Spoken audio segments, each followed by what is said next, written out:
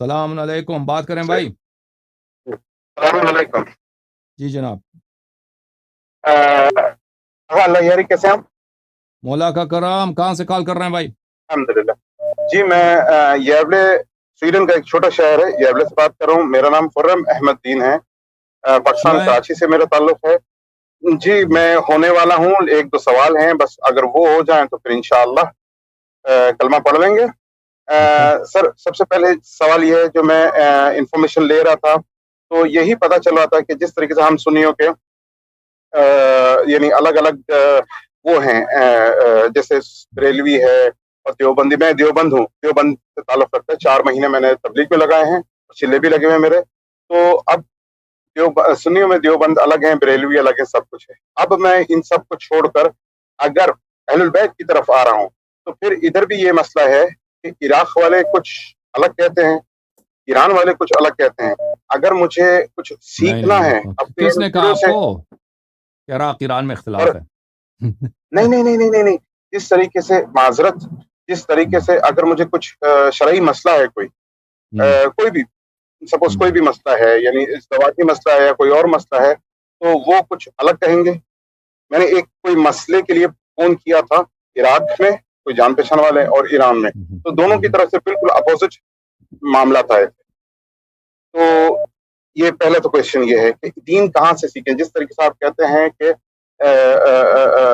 तकलीद ना करें, तो मैं तकलीद करना नहीं चाहता हूँ। मैं आपकी बात से बहुत सहमत हूँ, मैं आपको बहुत सुनता हूँ, और इंशाअल्लाह अगर ये कॉल अगर सही हुई तो मैं इंशाअल्लाह, अल्लाह खैर करेगा, मैं कलमा पढ़ दूंगा। तो एक तो ये पहला बड़ा ये सवाल है, देखें भाई, दीन कहाँ से सीखें। आप तशय्यो है अहले बैत अलैहिमुस्सलाम की पैरवी का नाम। तशय्यो है जी, अल्लाह की किताब, रसूलुल्लाह सल्लल्लाहु अलैहि वसल्लम और उनके औसिया ताहिरीन अलैहिमुस्सलाम, उनके इमामों के, उनके जो जानिशीन हैं, उनके पैरवी का नाम। ठीक है ना? बिल्कुल अब उनकी बिल्कुल। पैरवी किस तरह किया जाएगा? ठीक है ना? आपको जी आपको नमाज का तरीक़ा, वज़ू का तरीक़ा या निकाह तलाक़, जो भी मसाइल हैं, ऐसे जी आलिम जी से पूछना होगा जो अहले बैत अलैहिमुस्सलातु वस्सलाम के अहादीस, आपको उनकी रूह से अहादीस के मुताबिक आपको जवाब देगा। ठीक है ना?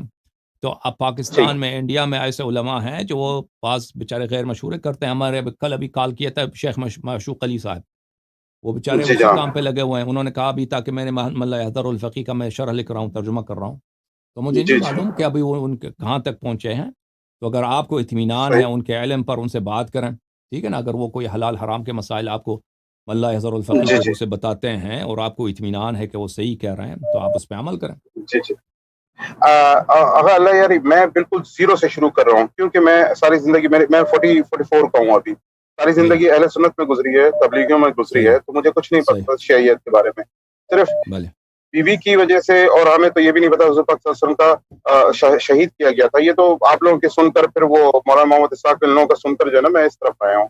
ठीक है, तो मैं बिल्कुल, मुझे नहीं मालूम मुज्तहिद कौन है, या ये जो आपके उलमा होते हैं उनसे मुझे कुछ नहीं मालूम है। सिर्फ मुझे सही। ये, अब मेरे पास इतना भी टाइम नहीं है, मैं जॉब कर रहा हूँ, बच्चे हैं, बीवी है, सब कुछ है। इतना टाइम नहीं है कि सब किताबें खोलकर मैं पढूं। तो मुझे किसी का नाम बता दें ताकि मैं उसको फॉलो कर सकूं। किताब का नाम? कोई न किताब हो जाए, कोई आदमी हो जाए जिसको मैं पढ़कर मैं अपने मामलात, मसाइल अहलुल बैत के तरीके से फॉलो कर सकूं। किताब एक है पहले ये फ़ुरूए सवाल है। काफ़ी। देखें, हलाल और हराम के मसाइल में फ़ुरूए काफ़ी है, उसमें बहुत सारे उसका तर्जुमा हो चुका है उर्दू ज़बान में, आप उसको पढ़ सकते हैं, उस पर अमल कर सकते हैं।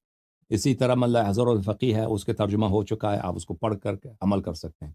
इसके अलावा अगर आपके पास टाइम नहीं है पढ़ने के लिए, मैंने अर्ज़ किया आपकी खिदमत जी में, ऐसे उलमा जी हैं सर। जो उनको कॉल करके या उनको ईमेल करके, उनसे राबिता करके आप उनसे पूछ सकते हैं कि इस मसले का हल क्या है। हमारा भी एक व्हाट्सएप ग्रुप है, उस व्हाट्सएप ग्रुप में जी काफ़ी बरादरान हैं, वो अहादीस के जी रूह जी से आपके सवालात का जवाब देते हैं।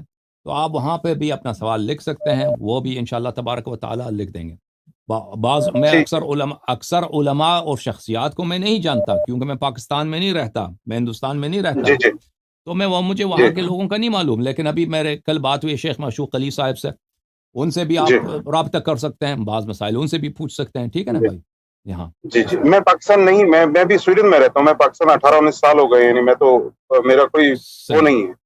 सही। तो اس وجہ سے ٹھیک ہے میں آپ کے واٹس ایپ گروپ میں انشاءاللہ پوچھتا ہوں میں ایڈ کرنے کے. سر پہلے یہ سوال تھا. دوسرا ایک سوال یہ ہے کہ جس طریقے سے جو شیعہ حضرات ہیں ہمارے بھائی وہ کہتے ہیں کہ اگر جس طریقے سے سنی حضرات ہیں کہ ابو بکر یا عثمان یا ان سب کو کچھ بولو تو آپ قتل کر دیے جائیں گے, اسی طریقے سے مراجعوں کو یا مجتہدین کو کچھ کہا جائے گا یا بہت برا مان جاتے ہیں. ہمارے دوست اگر بولتے ہیں کہ بھائی یہ بات غلط ہو رہی ہے تو جیسے غلو کرتے ہیں یا اس میں اگر کچھ کہیں گے تو بہت ہی تکلیف میں, یعنی آپ اس کو کیسے ایکسپلین کریں گے سر؟ دیکھیں یہ لوگوں کی جہالت ہے نا. اب مولوی حضرات جو ہیں ہمارے مولوی حضرات, میں اکثر میں تو ان کے ساتھ رہا ہوں, ان کے ساتھ پڑھا ہوں, ان کے مجالس میں نے دیکھا یہ اپنے آپس میں جب بیٹھتے ہیں ان کا کام یہ ہوتا ہے مراجع کو برا کہنا. یعنی یہ بلا استثناء جب علماء آپس میں بیٹھتے ہیں ان کی اپنی جو آپس میں جس طرح وہ بات کرتے ہیں گفتگو کرتے ہیں, ہاں بیٹھک ہوتی ہے, اس میں ہمیشہ یا تو وہ مدعے کے متعلق بات کریں گے, مدعے کے متعلق مذاق کریں گے, یا تو مراجع کی برائی بیان کریں گے. ہاں وہ ان کا ہمیشہ یہ گفتگو کا محور اسی پہ ہوتا ہے کہ فلان مرجع نے یہ کیا, وہ اس نے یہ کیا, یہ فراڈی آدمی ہے, اس کے وکیل نے یہ کیا. ان کا کام یہی ہوتا ہے مراجع سے شکایت. لیکن یہ پبلک میں جب آ جاتے ہیں تو مراجع کو یہ خدا بناتے ہیں, ہاں خدا بناتے ہیں, اور عام شیعہ کو یہ تصور دلاتے ہیں کہ یہ مراجع جو ہیں ان کی برائی نہیں کی جا سکتی. حالانکہ مراجع جو ہیں یہ سب بدعتی لوگ ہیں, اور ان کو ان کی بدعت کی حد تک ان کی کہ یہ بھائی ان کا یہ کام خراب ہے, ہاں یہ درست کام ہے, اور ان کا کوئی احترام واجب نہیں ہے کہ آپ ان کا احترام کریں کیونکہ یہ لوگ بدعتی ہیں.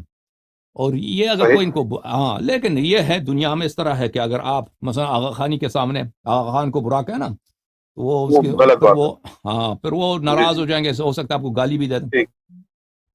تو جب شیعوں کے ساتھ آپ بیٹھتے ہیں تو مراجع کو کوئی ضروری نہیں ہے مراجع کو آپ برا کہتے ہیں. نہیں میں کہنے کی بات نہیں ہے. اب میں نے ایک سوال یہ پوچھا تھا کہ جس طریقے سے زکوٰۃ یا خمس کی باری ہے, یہ خمس اور زکوٰۃ جو جائے گا اہل البیت کے لیے, ٹھیک ہے, تو یہ مراجع لے لیتے ہیں سارے پیسہ, تب وہ اپنی طرف سے خرچہ کرتے ہیں. یعنی میں اس بات پہ, تو پھر وہ دوسرے ناراض ہو جاتے ہیں کہ بھائی انہیں کو جانا چاہیے. یہ سب فراڈ ہے, یہ سب بدعت ہے جو دین میں مراجع نے داخل کیا. بالکل صحیح فرمایا. تو جناب یہ خمس کدھر جائے گا؟ خمس یہ ہے کہ ان کاموں میں ان کام جو خیر دین کا کام ہو اس میں امام علیہ الصلوۃ والسلام کی نیابت سے آپ اس میں خرچ کریں, ٹھیک ہے نا. اس میں ٹھیک ہے, یعنی آپ اپنی مرضی سے کر سکتے ہیں, اپنی مرضی سے آپ یعنی خود آپ کر سکتے ہیں یہ کام. آپ خود مثلا آپ کا $100 خمس ہے تو آپ مثلا کہ کوئی خیر کا کام ہے, مثلا ایک یتیم گھرانہ ہے, شیعوں کا ایک یتیم گھرانہ ہے, امام کی جانب سے صدقے کے طور پر اس کو دے دیں. یا مثلا کوئی اور خیر کام ہے, مثلا کوئی کتاب چھپ رہا ہے, شیعوں کا کتاب ہے, اچھا کتاب ہے, یا کوئی ویب سائٹ بن رہا ہے, یا کوئی اچھا فلم بن رہا ہے جس میں دین کی خدمت ہو, مدد ہے, تو اس میں امام علیہ السلام کی طرف سے صدقے کے طور پر اس میں ڈال دیں, ٹھیک ہے نا. ٹھیک ہے سر ایک اور ایک سوال ہے, مجھے 2-3 اور سوال کے جواب دے دیجیے بس, پھر انشاءاللہ میں معذرت اتنا ٹائم لے رہا ہوں. جس طریقے سے آپ کہتے ہیں یا علی مدد, سر یہ مجھے تھوڑا سا وہ لگتا ہے کہ کس طریقے سے, یعنی مدد اللہ کی ہے اور اللہ کی طرف سے چلے محمد صلی اللہ علیہ وسلم کو ملی ہے, اس کے بعد حضرت علی رضی اللہ تعالیٰ عنہ کو ملی ہے, سب کچھ چلے ٹھیک ہے, سمجھ میں آتا ہے.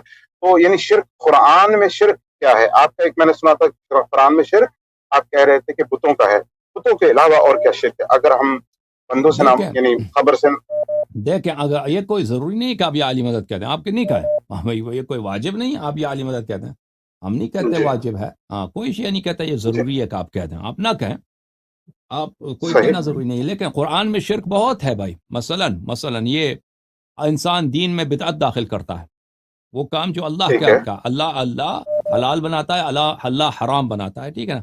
ہمیں حق نہیں ہے کہ ہم حلال اور حرام بنا دیں, تو یہ شرک باللہ ہے, جس کی گناہ, بھلے میں اس کو آپ کو آیت بھی دکھا دوں اس کی, اگر آپ مجھے اجازت دے دیں.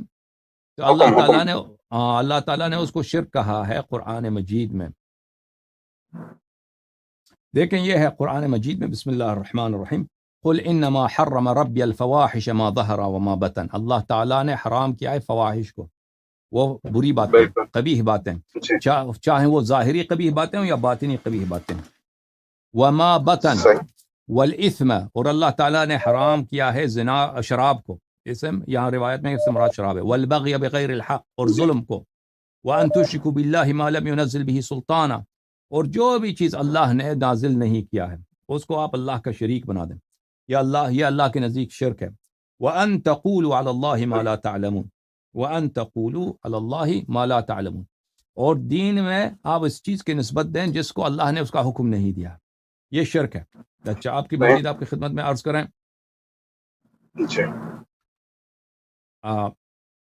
قرآن مجید میں بھلے کہ اگر آپ کسی شخص کو امام بناتے ہیں اس کو شرک کہا گیا ہے. بسم اللہ الرحمن الرحیم. وَرَبُّكَ يَخْلُقُ مَا يَشَاءُ وَيَخْتَارُ مَا كَانَ لَهُمُ الْخِيَرَةُ سُبْحَانَهُ وَتَعَالَى عَمَّا يُشْرِكُونَ. فرمایا کہ لوگوں کو امام بنانے کا اختیار نہیں ہے. اللہ خلق کرتا ہے, اللہ اختیار کرتا ہے, لوگوں کو امام بنانے کا حق نہیں ہے. اور تیرا رب بلندر ہے اور منزہ ہے اس سے کہ آپ اس کے ساتھ کسی کو شریک بنائیں. پتہ یہ چلا کہ اگر آپ کسی شخص کو امام بناتے ہیں جس کو اللہ نے امام نہیں بنایا ہے, یہ شرک باللہ ہے. یہ شرک باللہ. تو شرک کے مختلف آیات ہیں. ان آیات کے متعلق روایات ہمارے پاس موجود ہیں جن میں تعویل موجود ہے کہ مختلف چیزیں شرک ہیں. لیکن غیر اللہ کی آپ عبادت کریں یا غیر اللہ کو وہ چیزیں جو اللہ کے لیے مخصوص ہیں اس کو اللہ اس سے نسبت دے دیں تو یہ شرک باللہ ہے. لیکن وہ چیز جو اللہ کے لیے مخصوص نہیں ہے اللہ سے مدد لینا, یہ شرک نہیں ہے. جی جناب. تو حضرت علی سے اگر یعنی آپ کا دل چاہے, آپ چاہتے ہوں کہ کچھ بات کریں یا مدد مانگیں, تو یہ بات آپ کے نزدیک صحیح ہے غلط ہے؟ میرے نزدیک بالکل صحیح ہے. ٹھیک ہے. اور یہ شرک میں نہیں آتا؟ نہیں, بالکل شرک میں نہیں آتا.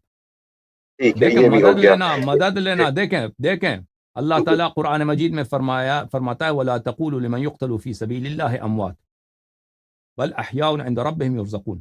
کہ وہ لوگ جو اللہ کے راستے میں قتل ہو جاتے ہیں ان کو مردہ نہ کہو, بلکہ وہ اللہ کے نزدیک ہیں اور ان کو اللہ کی جانب سے رزق ملتا ہے, اللہ کے نزدیک زندہ ہیں. اور دوسری روایت میں آیت میں ہے کہ بل احیاء ولکن لا تشعرون, وہ زندہ ہیں آپ ان کو نہیں دیکھتے. ٹھیک ہے نا. تو وہ زندہ ہیں, وہ اپنے حیات میں صاحب کرامات ہیں, صاحب معجزات ہیں. امیر المؤمنین علیہ الصلوۃ والسلام رسول اللہ صلی اللہ علیہ وآلہ وسلم اشارہ کر دیں بادل کو, تو بادل کا حکم کی طاعت کرے, وہاں پر پانی برسا دے, بارش برسا دے. ٹھیک ہے نا.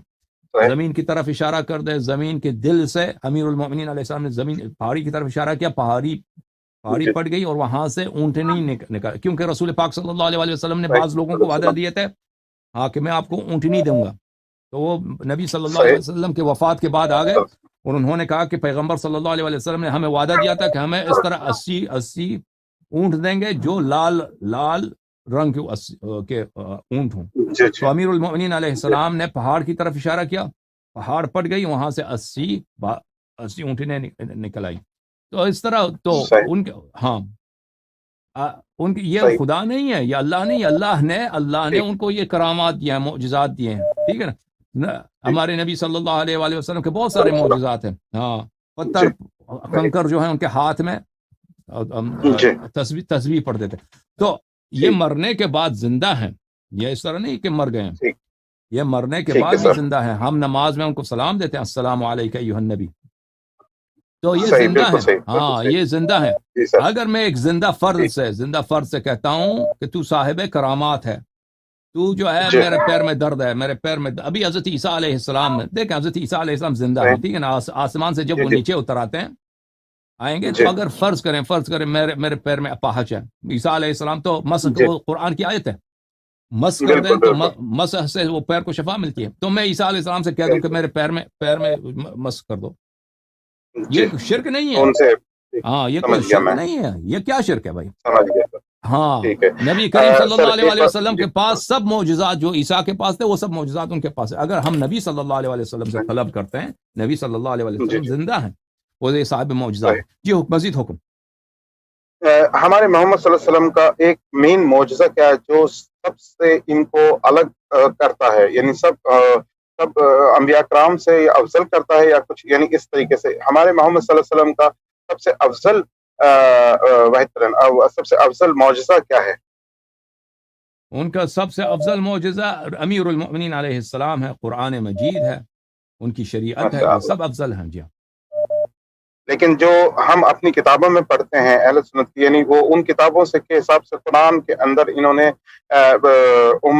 یہ عائشہ، حضرت عائشہ، حضرت عمر، یہ کہنے کے ان کے حساب سے تو قرآن کے اندر کمی اور زیادتی ہے، تو ہم کس طریقے سے اس کو وہ کر سکیں گے کہ حالانکہ اللہ مجھے معاف کرے، اللہ مجھے معاف کرے، میں یہ بھی کہتا رہا ہوں کہ سوری ٹو سے کہ شیعہ کافر ہیں اور شیعہ 10 محرم کی رات کو یہ کرتے ہیں، یہ میں کہہ چکا ہوں لوگوں کو، میں نے سن کر آگے سنایا ہے، اللہ مجھ پہ رحم کرے، اللہ مجھے معاف کرے۔ تو یعنی جب میں نے یہ حدیثیں پڑھی ہیں کہ یہ لوگ خود ہمارے صحابہ کرام کہہ رہے ہیں کہ قرآن کے اندر تحریف ہے، عائشہ رضی اللہ تعالیٰ عنہ وہ یہ کہتی ہیں کہ وہ جو بڑے عمر کے لوگوں کو دودھ پلانے کے حدیث تھی وہ بھی پڑھی ہے، تو اس وجہ سے اب جس طریقے سے آپ کہہ رہے ہیں حضور پاک صلی اللہ علیہ وسلم کا معجزہ قرآن ہے، تو قرآن میں تو یہ تحریف کے خود ہم لوگ قائل ہیں۔ دیکھیں قرآن کا معجزہ یہ ہے کہ قرآن کی ایک سورت جیسے ان کنتم فی ریب مما نزلنا علی عبدنا فأتوا بسورۃ من مثلہ وادعوا شرکاءکم من دون اللہ۔ اگر آپ کو شک ہے کہ قرآن اللہ کی جانب سے نہیں ہے، تو چیلنج یہ نہیں ہے کہ قرآن کامل ہے، چیلنج یہ نہیں ہے کہ قرآن کامل ہے تو اس لیے قرآن اس لیے معجزہ ہے کہ کوئی قرآن کی ایک سورہ جیسا، ایک آیت نہیں، کوئی ایک آیت جیسا لا دے تو وہ چیلنج نہیں ہے، ایک سورہ جیسا۔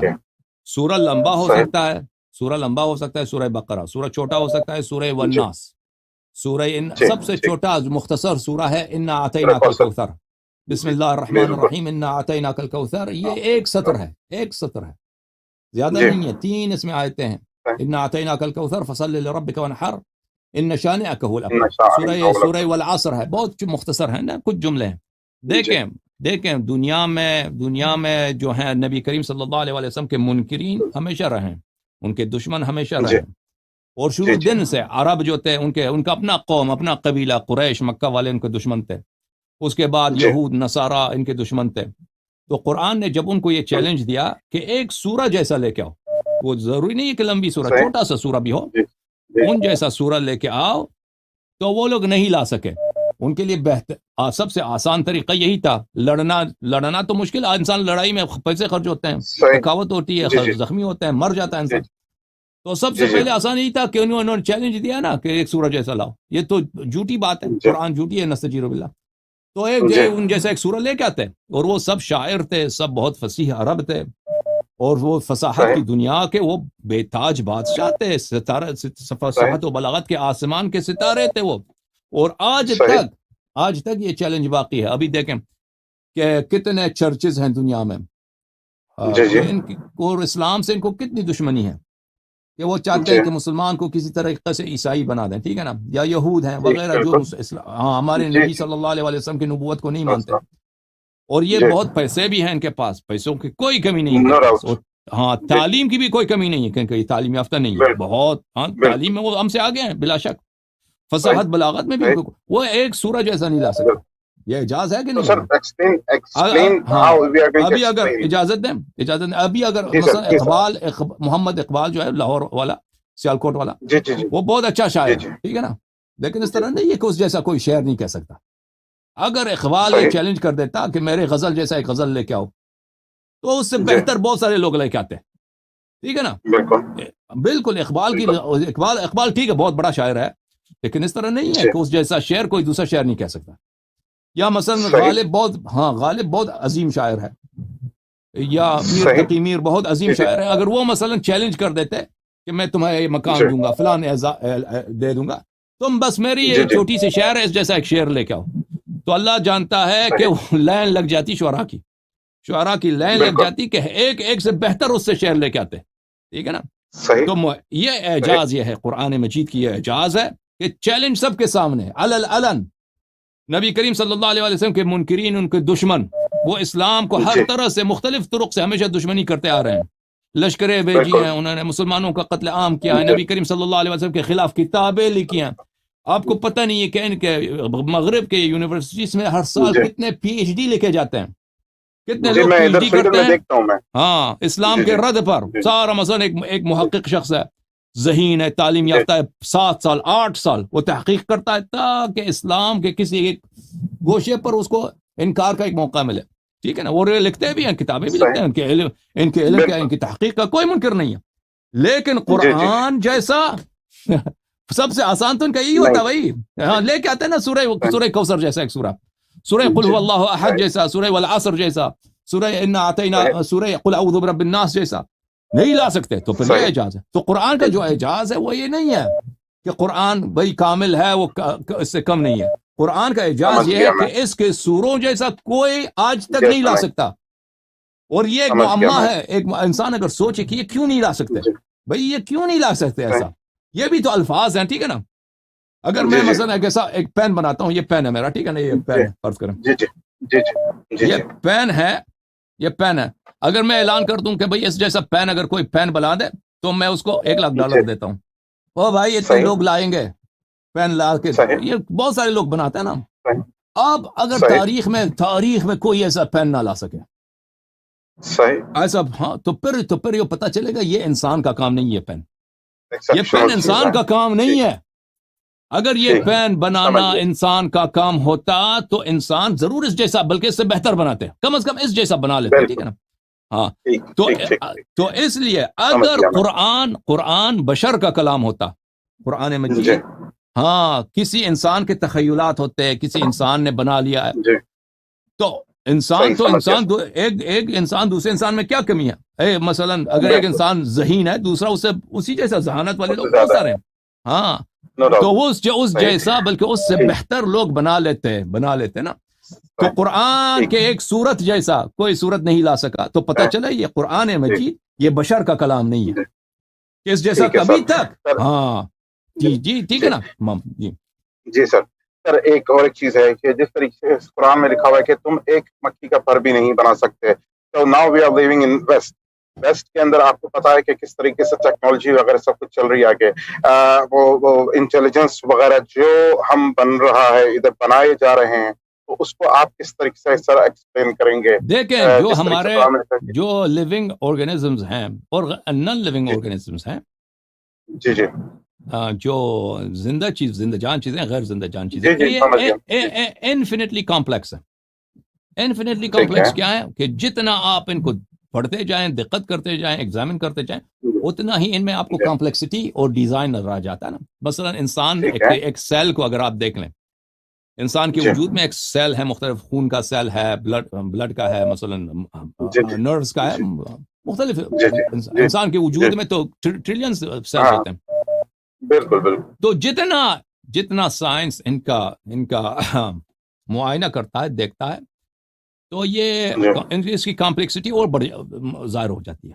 یعنی کوئی حد نہیں ہے. ابھی جتنے لوگ اس کو پڑھتے ہیں، انسان کی عمر ختم ہو جاتی ہے، لیکن اس کی کمپلیکسٹی مزید انسان کے لیے واضح ہو جاتی ہے کہ اس میں مزید ڈیزائن ہے، مزید کمپلیکسٹی ہے.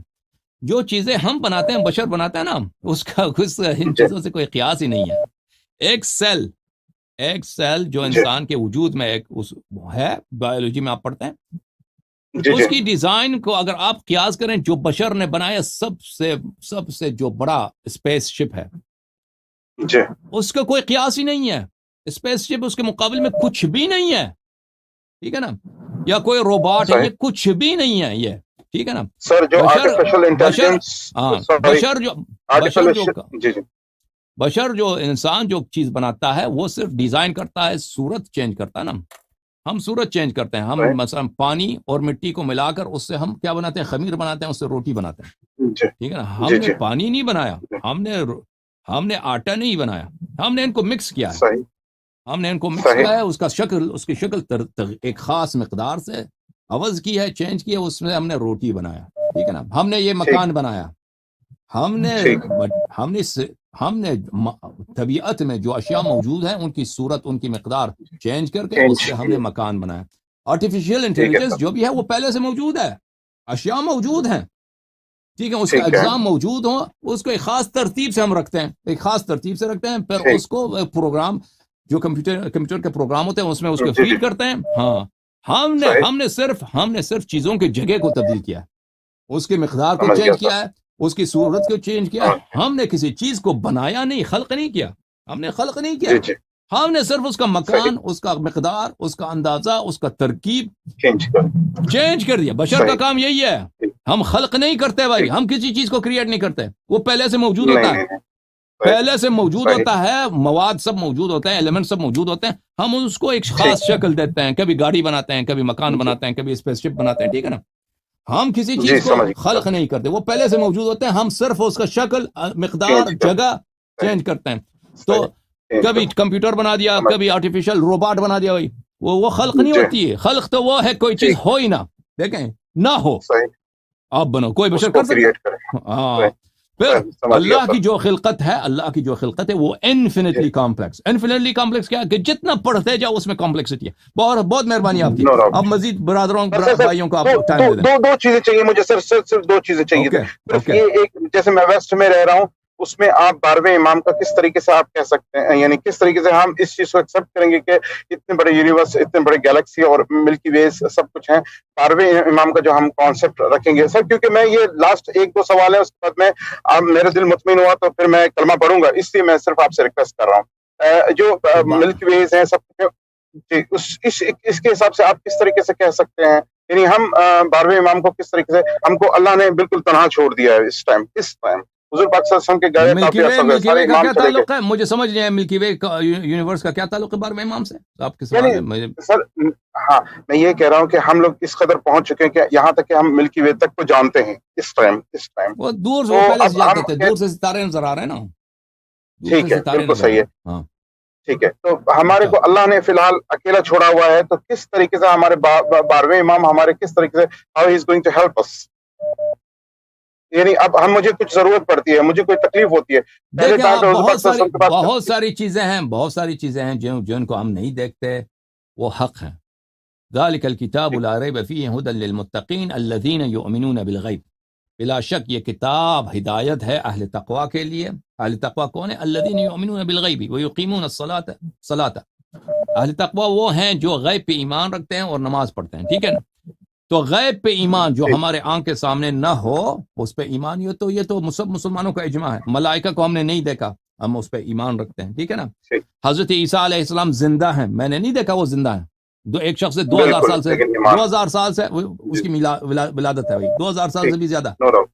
وہ کیسے زندہ ہے مجھے نہیں معلوم، لیکن ہمیں نے ملاقات نہیں کی کبھی، اس کا کوئی معجزہ بھی میں نے نہیں دیکھا، لیکن مجھے ایمان ہے کیونکہ قرآن نے، رسول صلی اللہ علیہ وسلم نے فرمایا.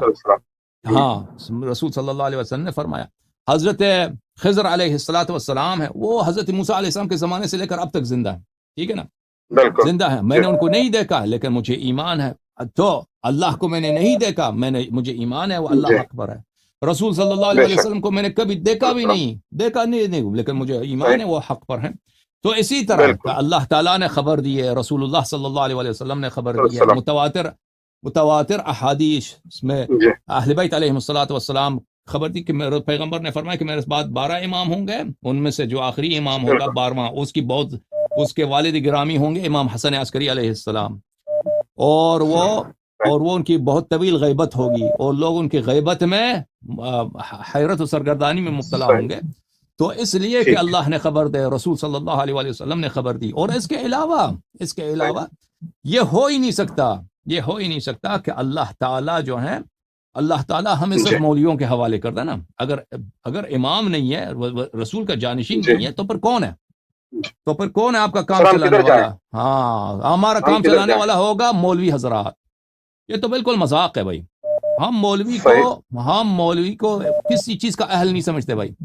مولوی کو مسجد چلانے کا بھی اہل نہیں سمجھتے. وہ مسجد پہ ظلم ہے، اس کا اختیار مولوی کے ہاتھ میں دے دو، ٹھیک ہے نا. مولوی کو آپ کسی بھی آرگنائزیشن کو تباہ کرنا ہے نا، اس کا بالکل ستیہ ناز کرنا ہے، اس کو سربراہ مولوی کو بنا دو. اب دین کا سربراہ کون ہے اگر امام معصوم نہیں ہے؟ تو پھر مولوی ہے. قرآن، سنت، یہ سب بھئی ان کا سربراہ کون ہے؟ وہ علم جو پیغمبر صلی اللہ علیہ وسلم لے کے آئے تھے، وہ کس کے سینے میں ہے؟ مولوی کے سینے میں. مولوی بھائی، میں نے کہا نا، کسی بھی چیز کا ستیہ ناز کرنا ہو اس کو مولوی کے حوالے کر دو. بہت مہربانی آپ کی. بہت مجھے اب سوالوں کا جواب دینے دو بھائیوں کا. ایک چیز سر، میرے ماں باپ نے یہ قسم ڈالی ہوئی ہے کہ اگر میں اہل تشیع ہوتا ہوں تو میرا اور ان کا تعلق ختم ہو جائے گا. تو سر اس کو میں کس طریقے سے لوں؟ جو بھی یہ کہہ دے نا، وہ جہالت سے کہہ رہا. وہ تعصب کی روح سے، جہالت کی روح سے کہہ رہا ہے. آپ پہ لازم ہے کہ پیغمبر صلی اللہ علیہ وسلم نے فرمایا کہ میں اب تمہارے درمیان چھوڑ کے جا رہا ہوں دو چیز، اگر ان کو تعمیر رکھو کبھی گمراہ نہ ہو جاؤ گے. ایک قرآن ہے، ایک اہل بیت علیہ السلام ہے. ٹھیک ہے نا؟ اب اگر وہ ماں باپ کہہ دیں کہ اگر آپ اہل بیت کی اتباع کریں تو میں ناراض ہو جاؤں گا، تو یہ آپ پر اللہ کی طاعت واجب ہے، رسول صلی اللہ علیہ وسلم کی طاعت واجب ہے. ہاں، والدین یہ کہہ رہے ہیں، وہ والدین جو کہہ رہے ہیں نا ان کا احترام کیجیے گا وہ، لیکن وہ جہالت سے کہہ رہے ہیں، تعصب سے کہہ رہے ہیں، ان کو پتہ نہیں ہے. مثلا ہاں آپ بیمار ہیں مثلا کینسر کی گولی کھائیں گے تو کینسر ٹھیک ہو جائے گا. والد کہہ دے کہ بھئی آپ اگر کھا لیں تو میں ناراض ہو جاؤں گا نا، وہ والد وہ جہالت سے کہہ رہا ہے. اس کی بات ماننا تو ضروری تو نہیں ہے اس صورت میں. آپ وہ کینسر کی گولی فوراً کھا لیں گے. ٹھیک ہے نا؟ اب مثلا آپ ایک کاروبار کر رہے ہیں، اس کاروبار میں آپ کو فوراً 1 کروڑ روپے کا فائدہ ہے. والد کو پتہ نہیں ہے، والد بیچارہ وہ غلط فہمی میں کہتا ہے یہ کار کرو گے تو میں ناراض ہو جاؤں گا. تو آپ اس کی بات سنیں گے؟ آپ نہیں سنیں گے. آپ کہتے ہیں میں کاروبار کرتا ہوں، اس کو پتہ نہیں ہے بیچارے کو. جب 1 کروڑ روپے میرے پاس آئے گا تو میں دکھا دوں گا والد کو، دیکھو یہ 1 کروڑ، ہاں خوش ہو جائے گا. اب وہ ان کو پتہ نہیں ہے بھائی. آپ اگر آپ قرآن مجید میں آیت ہے بل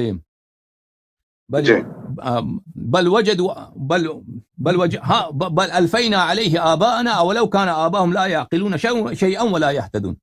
کافر لوگ کہتے ہیں ہم اپنی دین کے اتباع کرتے ہیں، بت پرست لوگ کہتے ہیں کیونکہ یہ ہمارے آبا و اجداد کا دین ہے. اگر چن کے آبا و اجداد کو عقل بھی نہ ہو، ہدایت بھی نہ ہو، پھر وہی کہتے ہیں بس یہی ہمارا دین یہی ہے، شروع سے ہمارا دین یہی، ہم اتباع کریں گے. یہ تو کوئی صحیح بات نہیں. صحیح بات ہے. اگر اللہ یاری مجھے ایک کلمہ پڑھا دیں، بس کلمہ پڑھا کے ایک نصیحت کر دیں مجھے، بس میں رکھ دوں گا فون. ایک دفعہ کلمہ پڑھا کر مجھے نصیحت کر دیں، اس کے بعد پھر بس. ہاں نصیحت میرے اور کچھ بھی نہیں، نصیحت صرف ایک ہی ہے جو رسول پاک صلی اللہ علیہ وسلم کی وصیت ہے. انی تارک فیکم ما ان اخذتم به لن تضلوا بعدی ابدا کتاب اللہ و عترتی. جو رسول پاک صلی اللہ علیہ وسلم کے کلام، صدق کلام میں شک کرے وہ کافر ہے. نبی کریم صلی اللہ علیہ وسلم کی وصیت ہے پوری امت کے لیے، آپ کے لیے، میرے لیے، سب سننے والوں کے لیے، کہ میں تمہارے درمیان چھوڑ کے جا رہا ہوں دو بہت ہی نہایت قیمتی، نفیس، بے انتہا عزیز چیزوں کو. اگر ان کی اتباع کرتے رہو گے تو دنیا کفر ساری دنیا پہ چھا جائے، دنیا پہ شرک کے طوفان کھڑے ہو جائیں، دنیا پہ گناہوں کے اور جہالات کے اور ضلالات کے طوفان کھڑے ہو جائیں، آپ گمراہ نہ ہو جاؤ گے. وہ ہے کیا ہے؟